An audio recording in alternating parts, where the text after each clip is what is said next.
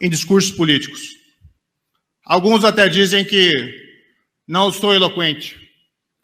Muita gente critica a minha voz. O bom dessa carta, supostamente em defesa da democracia, mas na verdade em defesa da cleptocracia que o PT montou enquanto esteve no Poder Executivo, é deixar claro quem está do lado, né, da corrupção desenfreada.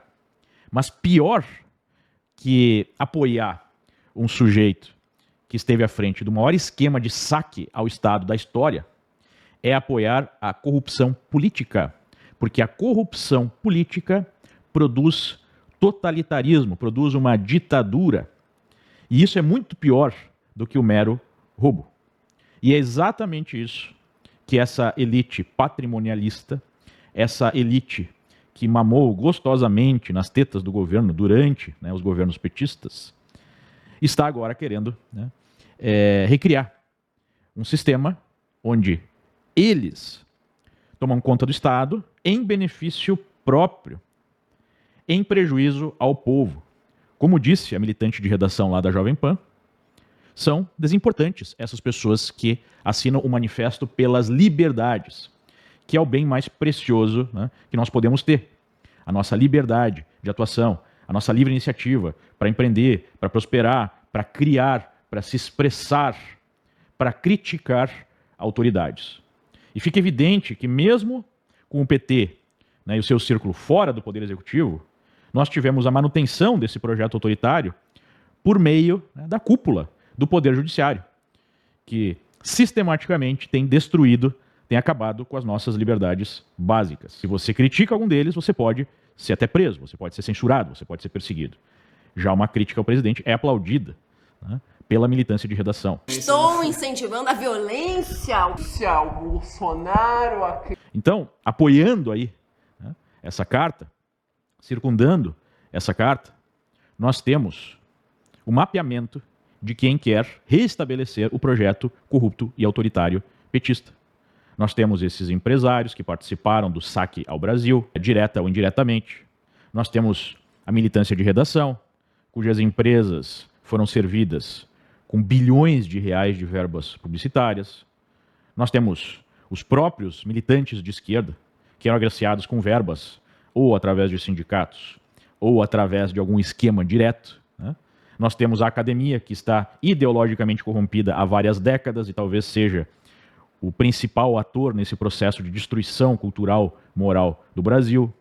Nós temos os artistas, entre aspas, que mesmo recebendo, né, novas verbas, querem mais dinheiro do Estado para continuar produzindo o que eles chamam de arte, mas na verdade é algo, né, totalmente degenerado e que simplesmente serve como propaganda para a sua ideologia podre. Nós temos todos esses agentes reunidos a fim de seguir com o processo de destruição do Brasil. Mas teve um apoio a essa carta que me deixou surpreso, que é exatamente o apoio da esposa do Sérgio Moro. A vida pública me testou mais de uma vez. A Rosângela Moro assinou a tal carta que foi escrita por advogados do ex-presidiário, seus apoiadores, que não só atuaram para anular as condenações, né, do líder desses esquemas todos, como atua diretamente para prender, para perseguir o seu marido. Veja, existe aí um grupo de pessoas que assina essa carta, que obviamente está mal intencionado. Mas há um grupo também vasto de ingênuos ou idiotas, os idiotas úteis, que apoiam a carta mesmo contra os seus próprios interesses para sinalizar alguma virtude.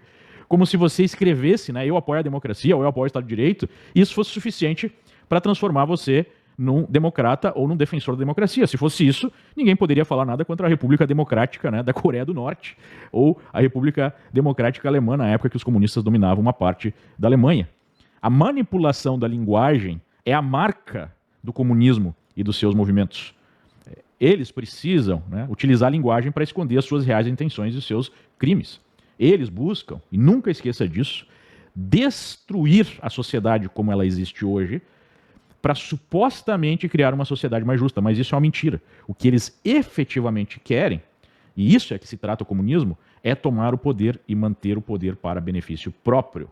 Se você não entendeu isso até hoje, sugiro ler A Revolução dos Bichos, do George Orwell, ali tem uma fábula que explica, né? Até mesmo para uma criança, como funciona. Eu digo que eu sou o virtuoso, que eu defendo a igualdade e o bem das pessoas, especialmente dos oprimidos, dos mais pobres, e aí eu tomo poder, e tomando poder, eu crio o regime mais injusto, né, mais desigual, mais autoritário que jamais aconteceu. E isso se repete sistematicamente. Se não, vejamos aqui um breve exemplo, né, desses democratas, do que eles fizeram com o nosso país, na boca de um petista.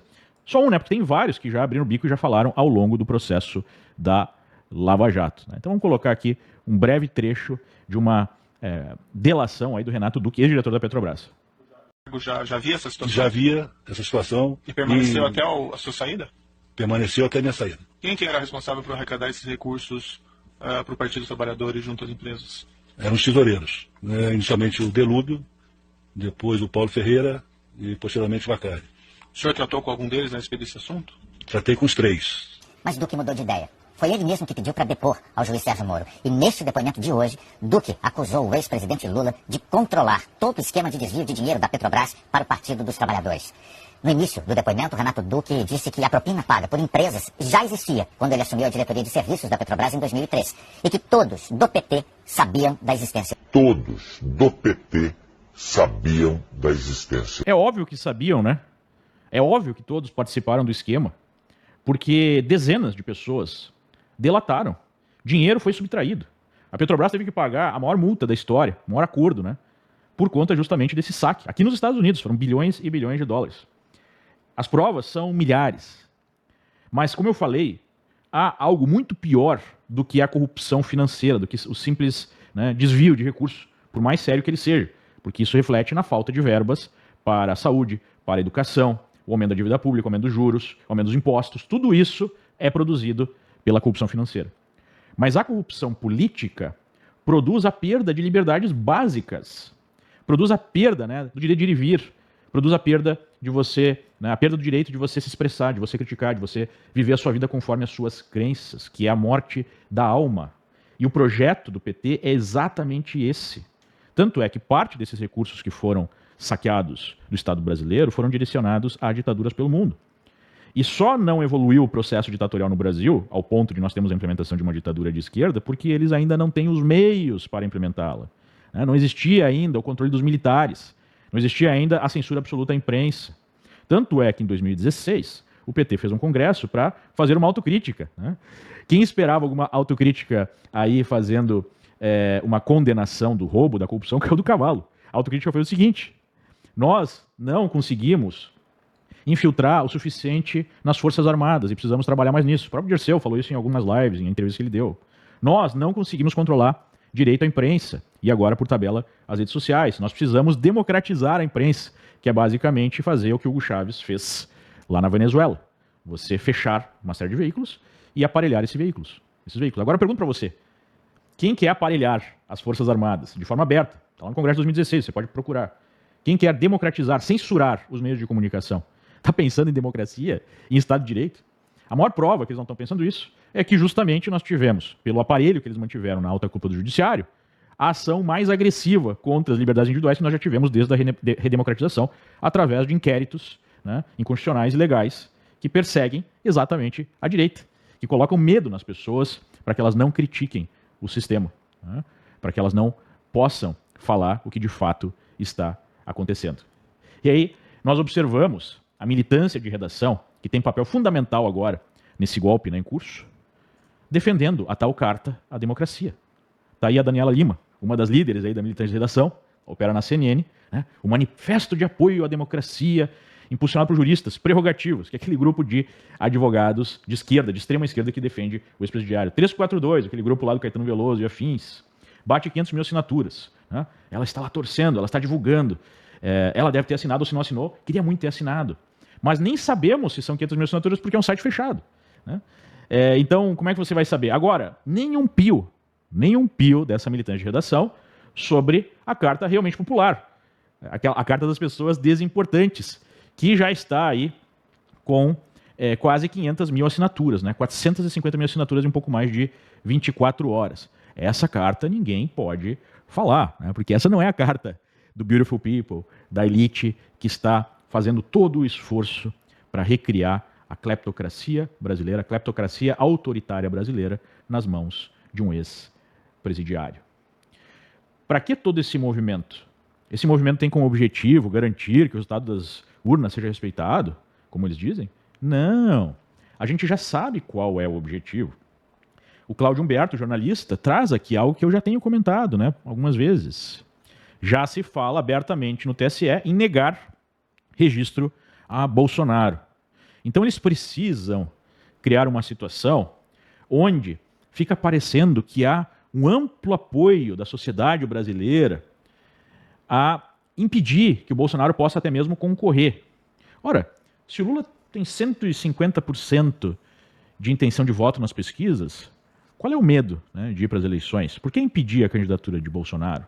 Mas o objetivo é criar esse clima para sugerir que tal ação seria legal, né? Seria a defesa da democracia e não, na verdade, um golpe aberto contra a democracia, impedindo um dos candidatos a concorrer. Né? Esse é o objetivo final desse tipo de carta. E é por isso que a militância de redação, que faz parte do esquema, precisa simplesmente abafar a outra carta, que em pouco tempo vai ter muito mais assinaturas, né? A gente nem sabe quantas assinaturas tem lá na carta da esquerda, a carta da direita está numa plataforma aberta, então qualquer um pode verificar. Eles não podem falar disso, porque aí fica evidente que essa carta à democracia está muito longe de ser uma unanimidade. Né? É essa situação que nós estamos vivendo no Brasil, e mais claro do que nunca, nós temos aí escancarada a hipocrisia de uma elite que diz defender a democracia, mas, na verdade, defende o seu próprio bolso. E boa parte dessa elite que está olhando só para o bolso não está olhando para, efetivamente, as liberdades básicas.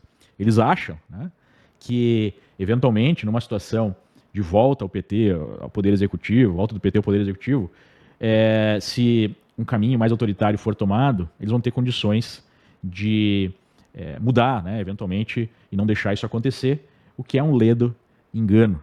Né? Um ledo engano. Isso eu estou falando daqueles mais bem intencionados, entre aspas, né, que estão olhando primeiro no bolso e achando que tem o controle da situação. A história está cheia de pessoas que se arrependeram de ter, né, apoiado um regime comunista. Mas, depois que a liberdade é perdida, é tarde demais.